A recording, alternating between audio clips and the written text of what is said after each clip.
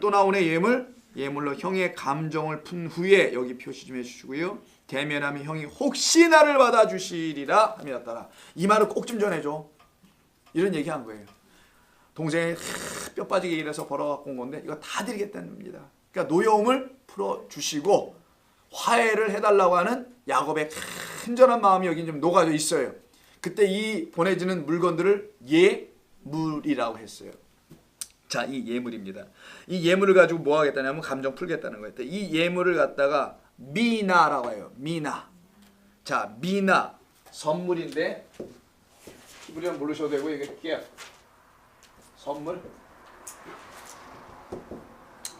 선물입니다. 자, 이 예물이 13절, 18절, 20절 세 번 나와요. 13절, 18절, 20절. 이건 동그라미 한번 표시해 놓으세요. 여러분 눈에 확 들어오게.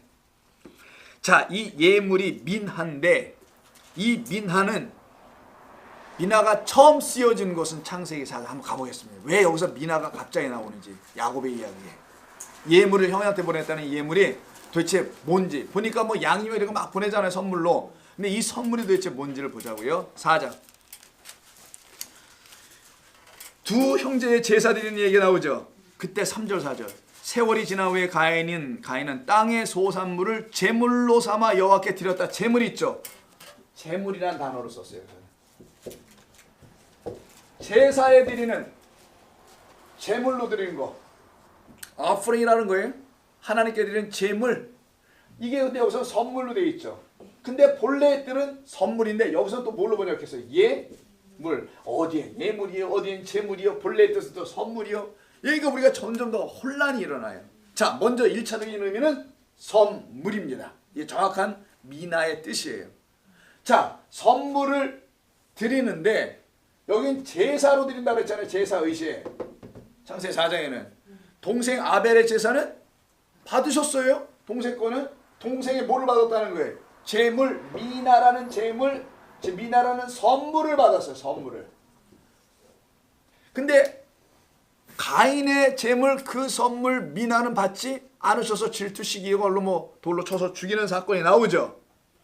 자, 그때 드렸던 하나님이 받으신 것을 한번 잠깐 볼게요. 4절. 아벨은 자기도 양의 첫 새끼와 그 기름으로 드렸더니 여호와께서 아벨과 그의 제물은 받으셨다라는 말이 나와요. 자, 아벨의 선물은 받으세요. 아벨의 제물은 받았다는 게 여러분 더 편하죠. 어떻게 보면은 아벨의 선물을 받았다는 게 다 익숙하지 않잖아요. 아벨이 하나님께 제사를 드리니까 제물을 받았다는 게 맞죠. 그런데 이게 선물이라는 말이 먼저 나왔다는 거. 선물이 원래 뜻이라는 겁니다. 근데 이 선물이 갑자기 뭘로 둔갑해요? 제사 때는 제물로 바뀌어요. 자, 선물. 하나님이 누구를 지으십니까? 사람을 지으시죠.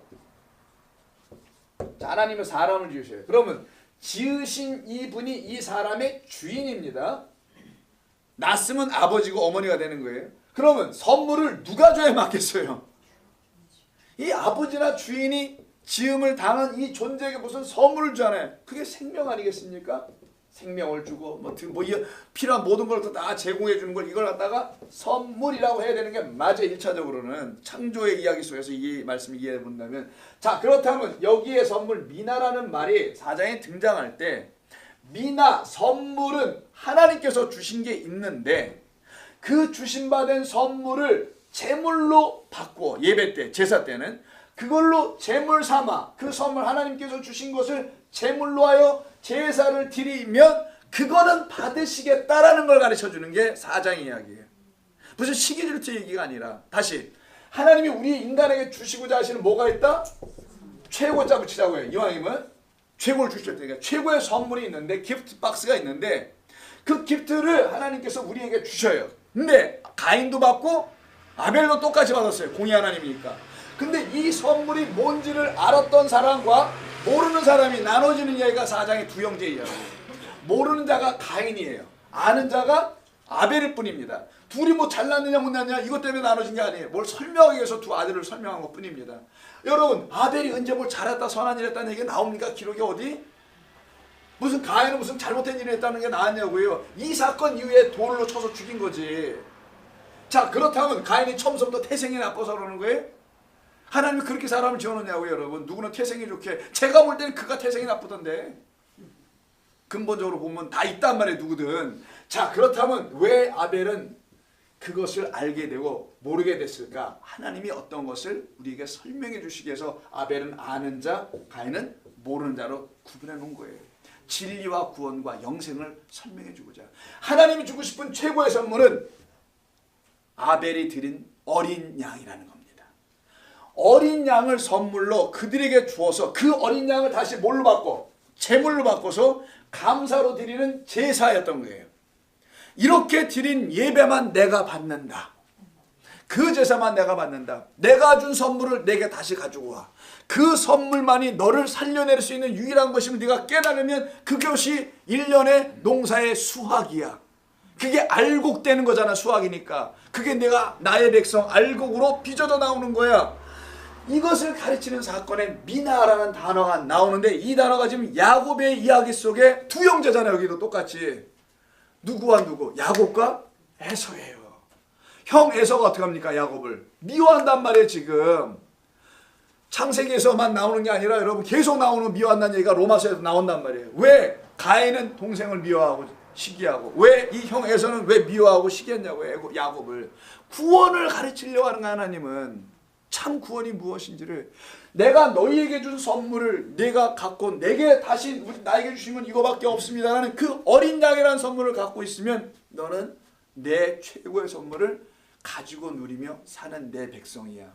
그것을 이미 갖고 있는 자의 이름이 창세기 4장에서는 가인이고 이 본문에서는 야곱이었을 뿐입니다. 왜? 야곱은 장자권을 갖고 있었단 말이에요. 아니, 바뀌었네. 왜? 그렇게 잘 알아들으시면 됐네. 뭔가 됐어요. 앞에서는 아벨이고 뒤에서는 야곱이었단 말이에요.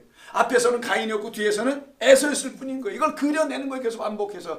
그래서 그것을 갖고 있는 누구만 줄 수 있어요? 아벨과 야곱만이 그 예물을 갖고 있지 못한 자에게 넘겨주는 거예요. 넘겨주는 이야기가 바로 4장에 나오는 겁니다. 창세기 4장을 보세요. 창세기 4장에 보면 그 넘겨주는 이야기가 나오야 되겠네요. 자, 쳐서 죽였습니다. 9절 여호와께서 가인에게 이르시되 네 아우 아벨이 어디 있느냐? 몰라서 물으셨겠어요? 그가 이르되 내가 알지 못하나이다. 이것은 무슨 말이냐면 그는 정말 이것이 뭔지를 알지 못한다는 걸 반증하는 표현이에요. 진짜 뭘 몰라. 아, 이가 정말 모르냐고요. 자기가 죽인 거를. I don't know. 이렇게 말할 수 있는 입장에 지금 시침이 떼는 듯이 이게 CSI 얘기입니까? 이게 지금? 그런 얘기가 아니잖아요. 크라임 씬이 아니라면 단순한. 난 몰라요. 시침이 되고 증거를 확 들이대미니까. 그럼 그때 꼼짝없이 당하는 겁니까? 증거를 들이댑니다. 10절. 이르시되 내가 무엇을 하였느냐? 내 아우의 핏소리가 땅에서부터 내게 호소하느니라. 이 말은 무슨 말이냐? 너는 내가 하는 것이 무엇인지 알지 못한다는 표현이에요. 넌 내가 하고 있는 것이 무엇인지 모르는구나. 그런데 내가 하는 것이 무엇인지를 알게 해주기 위해서 땅에서 피가 소리를 내.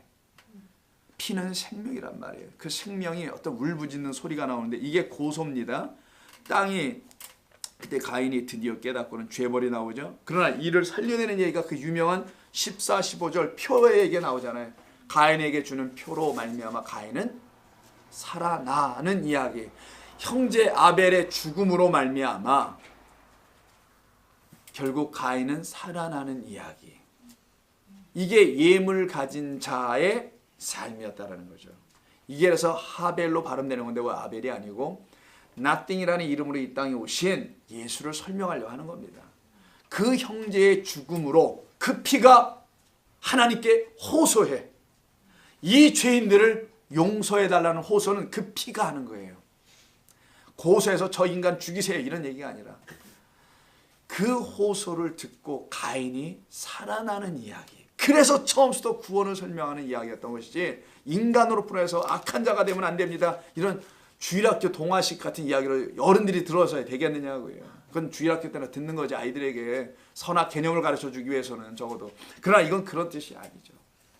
바로 이와 같이 이 본문에서 나타난 하나님의 선물 그 어린 양을 온전히 드릴 수 있게 되었을 때 그가 어린 양을 드린 자 어린 양으로 드려진 자 같은 말이죠. 어린 양을 받았으니까 어린 양으로 드려진 자 하벨이 결국 그에게 가인에게 드리지 못한 자에게 선물로 주어지더라는 거예요. 그래서 가인이 받은 선물은 아벨의 죽음으로 받은 거예요. 아벨이 죽지 않았으면 가인은 어떻게 됐을까요? 시기만 했을지 몰라. 다음에 또 열심히 해야지. 나 나름대로라도. 이 마음을 가졌을 겁니다. 분명히. 근데 그가 아벨을 죽임으로 그는 은혜의 자리로 들어온 거예요. 이상하게. 죽이지 않고 그래 나도 동생처럼 내년에는 곡식을 잘 가꿔서 드려봐야지. 계속 이랬으면 그는 영원히 그 안으로 못 들어갔을 텐데 다행히 죽여서 무슨 말일까 제가 의미하는 게 다행히 그가 죄인 되었음을 알아서 죽였으니 죄인이잖아요. 죄인이라는 사실을 알게 되어서 다행스럽게 은혜의 자리로 넘어올 수 있게 됐던 거예요. 하나님만이 하시는 겁니다. 그래서 우리가 죄인을 죄인이라고 부를 수 없는 이유가 여기 있는 거예요. 함부로 부르지 말라는 거예요. 함부로. 예수 믿으면 못 부르게 돼 있어요. 함부로. 그러나 불쌍히 여기는 겁니다. 피차간에. 자, 하나님께로 봤더니 하나님의 놀라운 용서와 구속의 은혜를 받는 게 가인과 아벨의 사건이란 말이에요. 이와 마찬가지로 지금 장자권의 중요성도 몰라. 하나님의 돌려뒀던 그 족보도 몰라. 그래서 영원한 나라의 자녀와 백성이 되는 것이 무엇인지를 알지 못하는 에서에게 팥죽 한 그릇 다 넘겨버렸잖아요. 그냥 그에게 하나님의 선물을 줌으로써 미나를 줌으로써 그와 단순히 해묵은 감정 정도나 푸는 것이 속죄가 아니란 말이에요. 그를 정말 속죄하고 용서해야 하는 이 놀라운 이야기가 여기에 나오는 것이죠. 여러분 본문 32장을 가보세요. 32장에 보면은 여러분 참 우리가 평상시에 많이 듣는 거 아유 우리 그냥 풀어 맘 풀고 서로 화해해 이런 말 있잖아요. 그 말이 여기서 나오지 않습니까? 푼다는 얘기가 어디 나옵니까? 20절 감정을 푼 후에 이때 풀다 있죠. 뭘 풀다. 요 풀다가 중요한 단어인데 이게 자 카파르라고 합니다. 이거는 알아야 해. 그래서 성경을 우리가 알게 되면 하나님 이런 분이시구나 알게 됩니다. 이걸 풀다. 감정을 풀다 그랬잖아요. 감정. 둘 사이에 있는 해묵은 감정. 뭐예요? 가인과 아벨 때부터 내려오는 감정이에요. 이게. 우리 인간이 스스로 해결할 수 없는 그 예수와의 감정입니다. 그 감정을 풀다. 그러니까 해결하는 것처럼요. 자, 카파르. 카파르라고 하는데 이 단어가 창세기 6장 14절에 누가 한번 읽어보실래요? 제가 읽을게요. 창세기 6장 같이 한번 따라와 보세요. 6장 14절. 이거 거기서 처음 나오는 거예요. 그래서 6장에 홍해래네. 노아 사건이죠. 홍수. 너는 코페르 나무로 너를 위하여 방주를 만들라. 방주 만드는 목적이 뭐예요? 그 안으로 들여들여서 살려내는 거잖아요. 하나님의 죄인들을 용서해 내시겠다는 거 아닙니까? 방주를 만드는데 그 안에 칸들을 막고 역청을 그 안팎에 칠하다 있죠. 칠하다. 이 칠하다가 파카르예요. 여긴 칠하라고 되어 있습니다. 근데 이 칠하다라는 이 파카르의 진짜 뜻은 영어로 쓸게요. 여기 영어 쓰시는 분들 appease. 속죄하는 거예요. 용서하다는 뜻입니다. 자, 여러분 배를 만들었어요. 배를 만들고 그냥 물에 띄웁니까? 사람이 곧바로 갔다가? 아, 죽으려면 무슨 짓을 못해? 배를 만들어도 곧바로 물속에 띄워놓으면 걔가 처음엔 뜨는 것 같아 보이지만 조금에는 어떻게 돼요? 물이 사방으로 들어와요. 그래서 뭘 발랐더라? 타르라는 역청을 전부 다 틈틈 사이에 다 발랐어요. 바르니까 다 메꿔져 버리네. 온전한 베슬, 하나의 배 같은 방주가 되네. 그러니 물속에 뜰 수 있었던 거잖아요. 빠지지 않고 가라앉지 않고. 그 역청을 바르다라는 그 역청을 바르는 것이 카파르. 이게 바로 풀다가 아니고 감정 푸는 게 아니라 속죄하다예요. 하나님 우리를 용서해 주신다는 것은 우리를 살려내시기 위해서 배에다 집어넣고 역청을 안 바르고 배에 집어넣으면 다 죽이는 겁니다. 근데 배에 태우고서는 전부 다 타르를 틈 사이에다가 전부 다 나무에다 발라가지고 안팎으로 다 발라서 완전히 seal 해버리는 거예요. 우리를 당신의 백성으로 완전히 seal 해버려. 넌 내 거야. 침으로 발라. 우리 옛날에 그랬잖아요. 내 거라고 먼저 침 확 발라놓고 나중에 먹어. 이렇게 seal을 해버리는 거. 우리를 완전히 보호해버리는 거. 그 상태로 용서받는 자를 설명할 때 그 방주를 테바라고 한다 그랬죠. 그 테바에 타고 있는 자들이 용서받는 것. 예수 그리스도라는 방주에 탄 자들이 그로 말미암아 속죄함을 얻는 것. 이게 바로 파가르.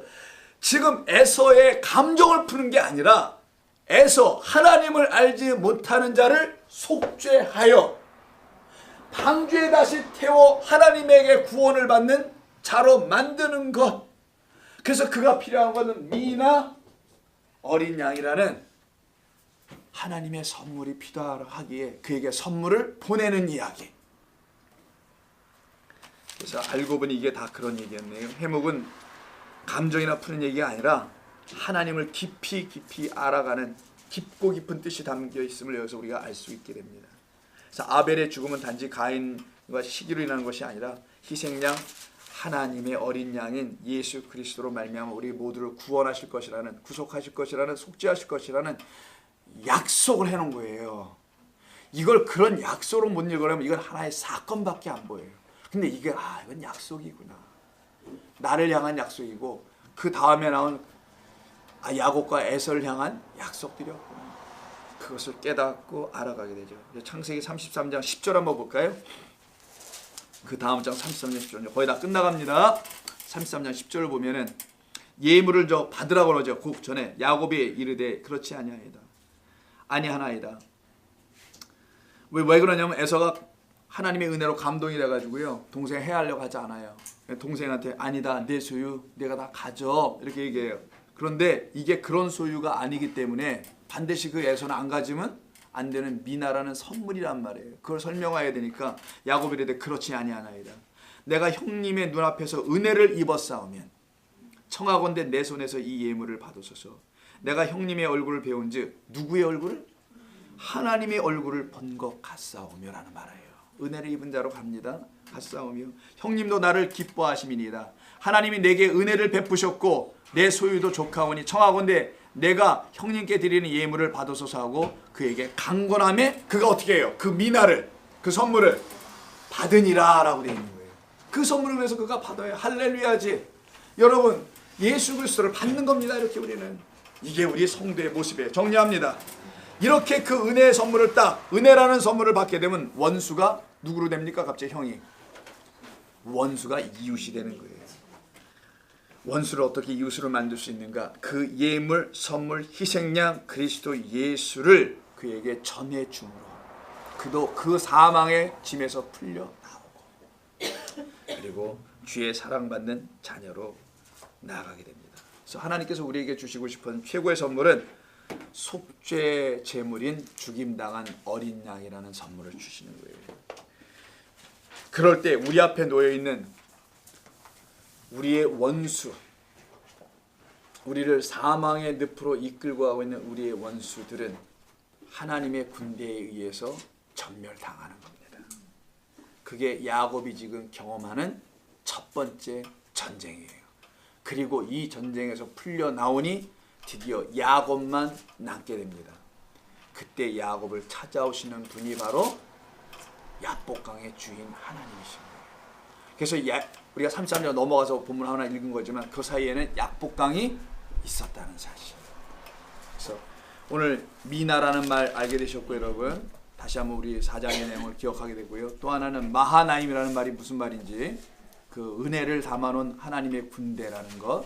그래서 우리 앞에서 우리를 준비하고 예비시키시는 하나님의 역사하심이라는 마하나임과 하나님의 은혜와 들어오세요. 그리고 하나님의 선물을 이제 다 끝나가요.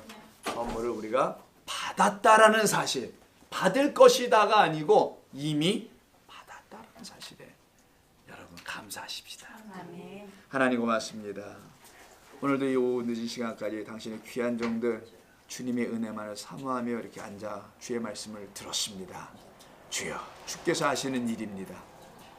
주님께서 행하지 아니하셨더라면 참 어떻게 됐을까? 오직 하나님의 은혜일 뿐입니다. 우리 앞에서 싸우시는 만군의 여호와의 불말과 불병거를 하나님의 군대로 우리 앞에 세우셨사오니 그 말씀의 언약의 사자들로 세우셨사오니 말씀을 들려주실 때마다 우리의 영혼이 일어나고 승리하게 하여 주옵소서. 한 주간도 그렇게 이루어 가실 줄로 믿습니다. 성도들에게 건강도 주시고 물질적 축복도 주시고 자녀들의 복된 이야기들도 그들의 삶에 풍성하게 들려주셨고 때로 그런 얘기가 들려지지 않을 때에도 동일한 하나님의 은혜 가운데 거하는 놀라운 주의 백성들 되게 하여 주옵소서. 예수님의 이름으로 기도하옵나이다. 아멘.